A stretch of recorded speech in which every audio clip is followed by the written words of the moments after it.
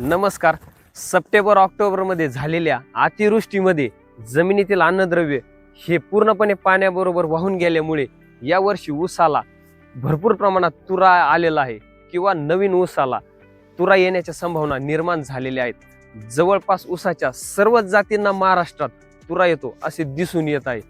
जर 12.5 तासाचा दिवस व 11.5 तासाची रात्र असा प्रकाशमान कालावधी असेल तर ऊसाच्या कोंबामध्ये मेरास्टेमॅटिक टिश्यूचा बदल होऊन त्याची वाढ खुंटते व त्या ठिकाणून तुरा निघण्यास चालू होतो.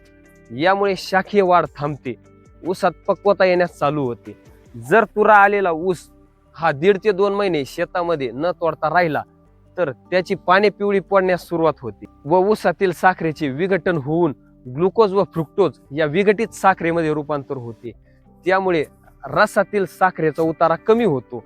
ऊसाच्या उत्पन्नामध्ये 10 ते 15% घट, त्याचबरोबर साखर उतार्यात 0.8 ते 1 युनिट पर्यंत घट होते. तर तुरा नियंत्रणासाठी काय उपाय करावेत? तर यासाठी ज्या जमिनी पाणी धरून ठेवलं जातं किंवा पाण्याचा निचरा योग्य होत नाही अशा भारी पाणथळ जमिनीत शक्यतो ऊसाची लागवड टाळावी. त्याबरोबर पाण्यामधील 2 पाळ्यातील अंतर हे वाढवलं पाहिजे.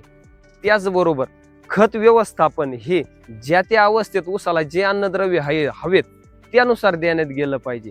त्यामुळे होईल काय, आपल्या ऊस या पिकातील तुरा येण्याची समस्या ही प्रचंड प्रमाणात कमी दिसून येईल.